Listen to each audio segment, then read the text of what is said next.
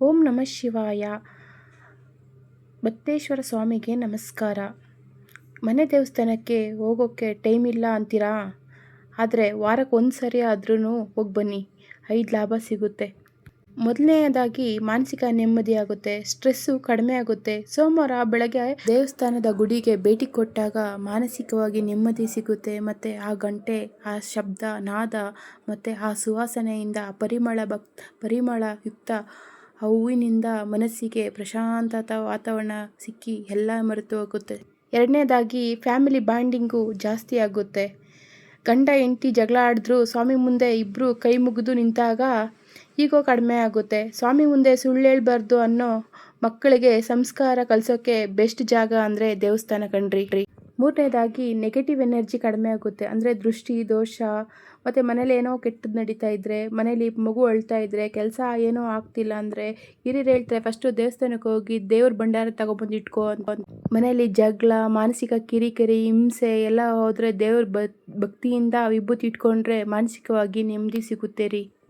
ಮತ್ತು ದೇವಸ್ಥಾನಕ್ಕೆ ಹೋದರೆ ಪಾಸಿಟಿವ್ ವೈಬ್ಸು ಸಹ ಬರುತ್ತೆ ರೀ. ನಾಲ್ಕನೇದಾಗಿ ಏನಪ್ಪ ಅಂದರೆ ನಮ್ಮ ಸಮಸ್ಯೆ ಏನೇ ಇರಲಿ ಅದಕ್ಕೊಂದು ದಾರಿ ಸಿಗುತ್ತೆ ರೀ.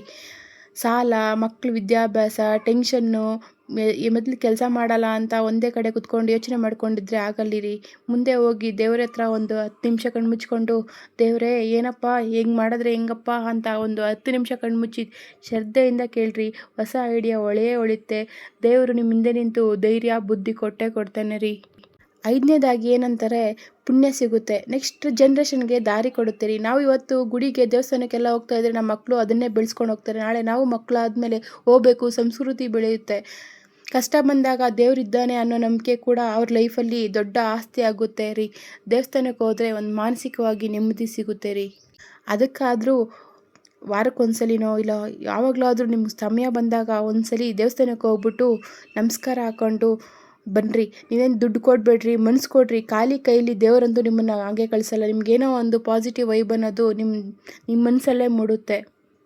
ದೇವರಲ್ಲಿ ಭಕ್ತಿಯಿಂದ ಬೇಡ್ಕೊಳ್ರಿ. ನಿಮ್ಗಾದ ಅನುಭವನ ಕಮೆಂಟ್ ಮಾಡಿ. ಮತ್ತು ನೀವು ಯಾವಾಗ ಲಾಸ್ಟು ಮನೆ ದೇವಸ್ಥಾನಕ್ಕೆ ಹೋಗಿದ್ದೀರಿ ಅಂತ ಕಮೆಂಟ್ ಮಾಡಿ. ಮತ್ತು ಈ ವಿಡಿಯೋ ಇಷ್ಟ ಆದರೆ ಲೈಕ್ ಮಾಡಿ, ಶೇರ್ ಮಾಡಿ, ಸಬ್ಸ್ಕ್ರೈಬ್ ಮಾಡಿ. ನನಗೆ ಒಂದು ಪ್ರೋತ್ಸಾಹ ಕೊಡಿ.